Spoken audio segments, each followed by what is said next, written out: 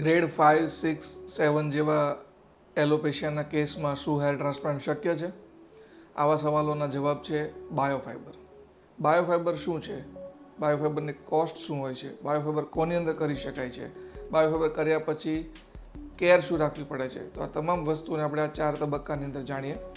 સૌપ્રથમ આપણે એ જાણીએ કે બાયોફાઇબર કોની અંદર કરી શકાય છે. જેમ વિડીયોની શરૂઆતમાં વાત થઈ કે શું ગ્રેડ 5, 6, 7 ની અંદર હેર ટ્રાન્સપ્લાન્ટ શક્ય છે?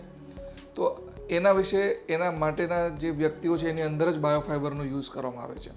કારણ કે હેર ટ્રાન્સપ્લાન્ટને પ્રોસિજરને આપણે જ્યાં સુધી સમજીએ છીએ ત્યાં સુધી એફયુઈ અને એફયુટી નામની 2 પ્રોસિજર હોય છે. એફયુઈની અંદર પાછળ કે એફયુટીની અંદર બંને પ્રોસિજરની અંદર દર્દીના પાછળના વ્યક્તિના પાછળના ભાગના જે વાળ છે ત્યાંથી એને ડોનર એરિયા કહેવામાં આવે છે અને ત્યાંથી વાળને લઈને ફ્રન્ટલ અને ટેમ્પોરલ એરિયાની અંદર આગળના ભાગમાં ઇમ્પ્લાન્ટ કરવામાં આવે છે. પણ જે વ્યક્તિઓની અંદર ડોનર એરિયા ઓછો હોય, ડોનર એરિયા પણ થિનિંગ થઈ ગયું હોય, ડોનર એરિયાની અંદર વાળ ઓછા છે, તો એવા વ્યક્તિઓને ડેન્સિટી આપવા માટે, એવા વ્યક્તિઓને વાળ ઇમ્પ્લાન્ટ કરવા માટે બાયોફાઇબર છે. બાયોફાઇબર એક આર્ટિફિશિયલ ફાઇબર જ હોય છે કે જે પોલીએમાઇડ કેમિકલ સ્ટ્રક્ચરના બનેલા હોય છે. દેખીતી રીતે નરી આંખે જ્યારે આપણે જોઈએ છીએ ત્યારે એને આપણે ડિફરન્શિએટ નથી કરી શકતા કે બાયોફાઇબર છે કે નેચરલ હેર છે. એટલે તદ્દન નેચરલ દેખાતું જેવું રિઝલ્ટ આપે છે. બીજું, બાયોફાઇબરની અંદર ડિટેલની અંદર આપણે એ જાણવું જરૂરી છે કે કેમિકલી કઈ રીતે બનેલા છે અને ઇમ્પ્લાન્ટની પ્રોસિજર કઈ રીતે હોય છે, એ કામ કઈ રીતે કરે છે, એનું રિઝલ્ટ કેટલો સમય સુધી ટકી રહે છે, એની કેર કેટલી રાખવી પડે છે. તો તમામ વસ્તુઓને આપણે બાયોફાઇબરની ડિટેલની અંદર જાણીએ. તો શરૂઆત કરીએ બાયોફાઇબરના કેમિકલ સ્ટ્રક્ચરથી. બાયોફાઇબર કેમિકલી એક પોલીએમાઇડ સ્ટ્રક્ચરનું બનેલું હોય છે, એટલે કે એક સિન્થેટિક ફાઇબર છે. એ વાળના નેનોમીટર માઇક્રોમીટર્સ જેટલું જ એનું ડાયામીટર હોય છે. એની અંદર કેપિલરી એક્શન, એટલે કે જે આપણે વાળની અંદર જે પરસેવો વળે છે મૂળમાંથી અને જે બહાર આવે છે, એવી કેપિલરી એક્શન એની અંદર નથી હોતી, એટલે ખૂબ લાંબા સમય સુધી સ્કાલ્પની અંદર રહી શકે છે. એક સ્પેશિયલ ઇમ્પ્લાન્ટરની મદદથી એને સ્કાલ્પની અંદર ઊંડે સુધી ઇમ્પ્લાન્ટ કરવામાં આવે છે અને ત્યાં જઈને એક સોજો પ્રોડ્યુસ કરે છે, ઇન્ફ્લામેશન પ્રોડ્યુસ કરે છે, જેના કારણે ત્યાં ફાઇબ્રોસિસ થઈ જાય છે એનું અને વાળ ત્યાંથી ખેંચાતો નથી. અને નેચરલ વાળની જેમ જ એની ટેન્સાઇલ સ્ટ્રેન્થ એટલે કે આપણે જ્યારે વાળને સ્કાલ્પમાંથી ખેંચીએ તો કેટલું પ્રેશર લગાવવું પડે, જ્યારે વાળ બહાર ખેંચાઈ જાય તો એને ટેન્સાઇલ સ્ટ્રેન્થ કહેવાય. અને ટેન્સાઇલ સ્ટ્રેન્થ અથવા તો ફાઇબરને જ્યારે ખેંચીને તોડવામાં આવે તો એ ટેન્સાઇલ સ્ટ્રેન્થ પણ નેચરલ હેરની કમ્પેરિઝનની અંદર એના સમકક્ષ જ હોય છે. બીજું કે જ્યારે ઇન્ફ્લામેશન પ્રોડ્યુસ થાય એટલે કે એક પ્રકારની રિએક્શન પ્રોડ્યુસ થાય છે, તો બાયોફાઇબરને હંમેશા એક ટ્રાયલ તરીકે પહેલાં ઇમ્પ્લાન્ટ કરવામાં આવે છે. કોઈ પણ વ્યક્તિની જેમ આપણે વાત થઈ કે 5મું, 6ઠું, 7મા ગ્રેડનું એલોપેશિયા છે અને અથવા તો એને સ્કાર છે, માથાની અંદર કોઈ દાજેલા છે, વાગ્યું છે અને નાનો સ્કાર છે, એ સ્કારની અંદર આપણે બાયોફાઇબર નાખવાના છે.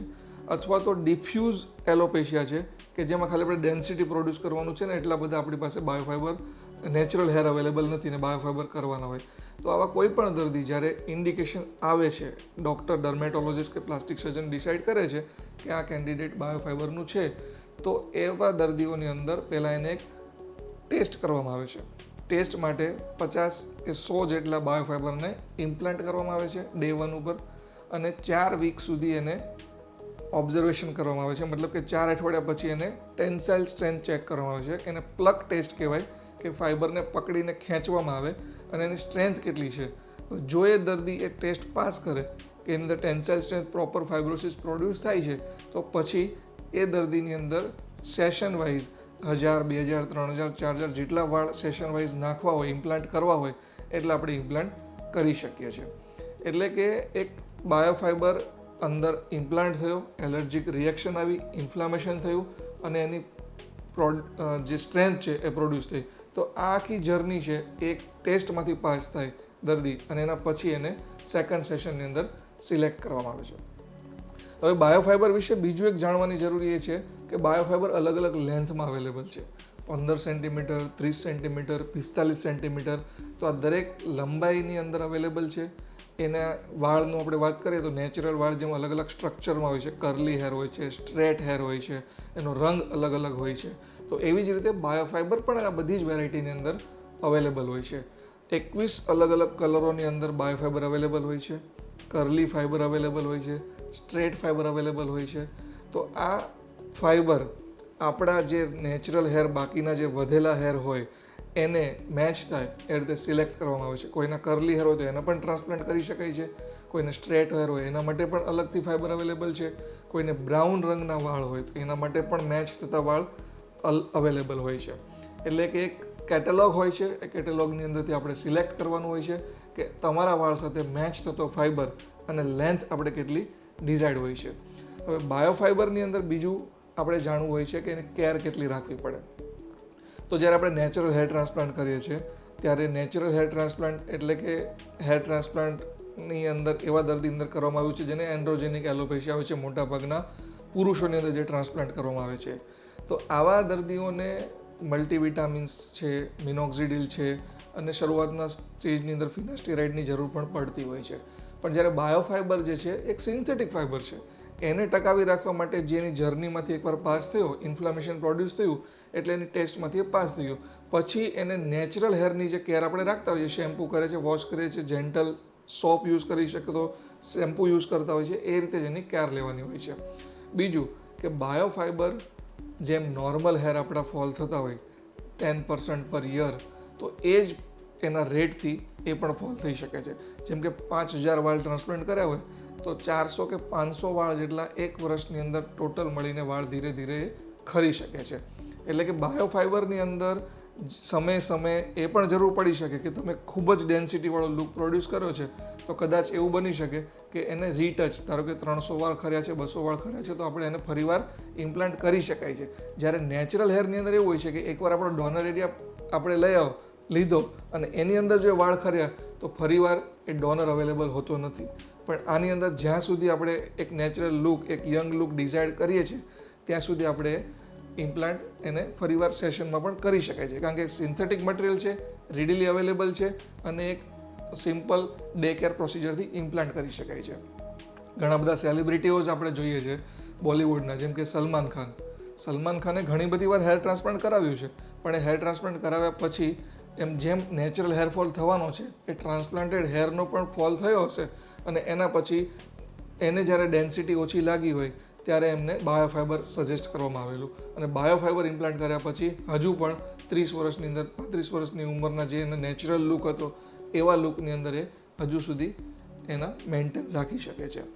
બાયોફાઇબરની અંદર કોસ્ટ વિશે આપણે જાણીએ તો કોસ્ટ એટલે કે જે લેન્થ ઉપર, મટીરિયલ ઉપર અને જે કેટેલોગમાંથી આપણે જે ફાઇબર સિલેક્ટ કરે છે એના ઉપર કોસ્ટ ડિપેન્ડ કરે છે. એટલે નોર્મલી 15 સેન્ટીમીટરનો કોસ્ટ અલગ હોય છે, 30 સેન્ટીમીટરનો કોસ્ટ અલગ હોય છે, 50 સેન્ટીમીટરનો, 45 સેન્ટીમીટરનો કોસ્ટ અલગ હોય છે. એટલે એનો કોસ્ટ એ લેન્થ ઉપર આધાર રાખે છે. બીજું કે હોસ્પિટલની અંદર, કયા ક્લિનિકની અંદર, કયા ડૉક્ટર પાસે કરાવે છે એના પર પણ કોસ્ટ ડિપેન્ડ કરે છે. ત્યાં ફેસિલિટીઝ કેટલી અવેલેબલ હોય છે, ત્યાં ઇન્ફ્રાસ્ટ્રક્ચરલ ફેસિલિટીઝ, લાઈફ સેવિંગ કોઈ પ્રોસિજર કરવી, ઇમરજન્સીની અંદર કોઈ સુવિધાની કેટલી અવેલેબિલિટી છે, ડૉક્ટરનો એક્સપિરિયન્સ કેટલો છે. એટલે કોઈ પણ કોસ્મેટિક સર્જરીની અંદર ઓવરઓલ કોસ્ટ તો આપણે ના જાણી શકીએ, પણ બાયોફાઇબરની અંદર જો વાત કરીએ તો પ્રાઇમરી જે ફેક્ટર છે એ લેન્થ ઓફ ધ ફાઇબર અને સ્ટ્રક્ચર ઓફ ધ ફાઇબર છે કે જેની બેઝિક કોસ્ટ ડિસાઇડ કરે છે. બાકીની કોસ્ટ એ કયા ડૉક્ટર કઈ જગ્યા પર એનો એક્સપિરિયન્સ કેટલો છે એના ઉપર ડિપેન્ડ કરે છે. એટલે ચોક્કસથી બાયોફાઇબર વિશે નોલેજ લેવું જોઈએ અને ખાસ કરીને એવા વ્યક્તિઓ કે જેમને ગ્રેડ 5, ગ્રેડ 6, ગ્રેડ 7 એલોપેશિયા હોય, ડિફ્યુઝ એલોપેશિયા હોય પણ જેમને ખૂબ જ ડેન્સિટી જોઈતી હોય, ફિમેલ વ્યક્તિઓ હોય કે જેમને ડોનર પાછળથી નથી લેવો અને ડેન્સિટી વધારવી છે, તો એવા વ્યક્તિઓની અંદર બાયોફાઇબર, ચોક્કસથી બાયોફાઇબર વિશે જાણવું જોઈએ, બાયોફાઇબર ટેકનોલોજીનો લાભ લેવો જોઈએ.